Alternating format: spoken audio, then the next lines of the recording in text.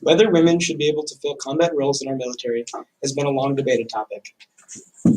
As of March 2016, the Honorable Ashton Carter allowed women to fill all combat roles, excluding special forces. But this today is still a long debated topic.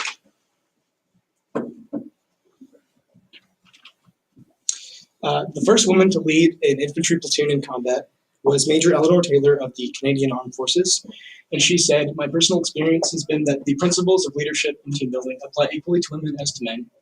As long as you protect qualification standards and give no impression that anyone is getting a free ride, integration, while not without bumps, will be much less dramatic than people envision." I'll begin today by sharing how opening combat jobs to women makes our military stronger. Then I'll look at the ability versus gender argument and talk a little bit about the physical difference between men and women.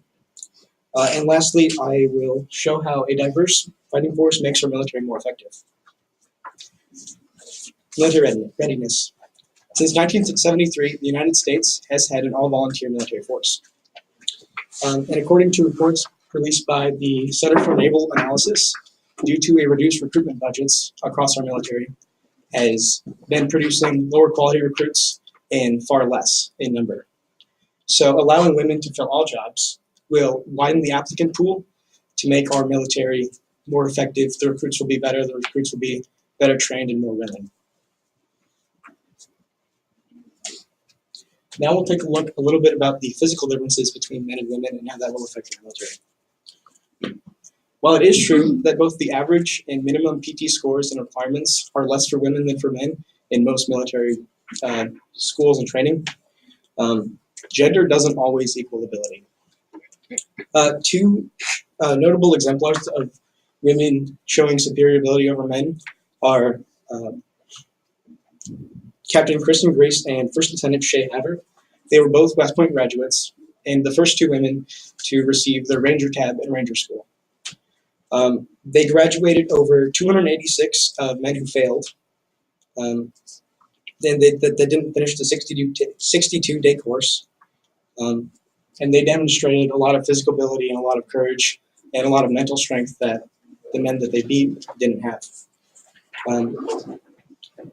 So now that I've hopefully dispelled the belief that women are incapable of serving as equals with men, I'll talk about how women in our military can make it more effective.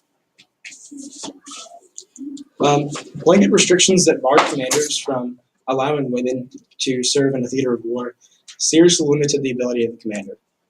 So that being, if somebody wanted an operation that included combat, they couldn't utilize the abilities of the Rangers in my former point.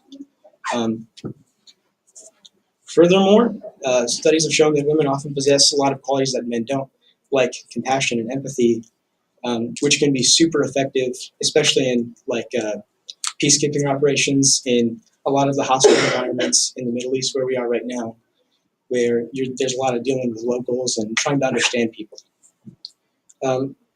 Additionally, studies have shown, conducted by the United States Marine Corps, that mixed units, those with both men and women, while not always doing better in physical abilities, have shown a lot of better problem solving and critical thinking of things, and have scored better that way. Today I took a look at women in our military, bolstering our numbers. In my second point, I discussed the argument that men are better than women. And lastly, I showed how female soldiers make our military more effective.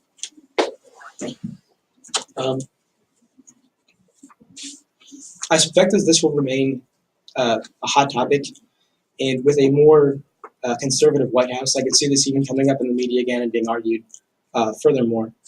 But I hope that if this argument does come up, you consider both sides and see how women can make our military stronger. Thank you.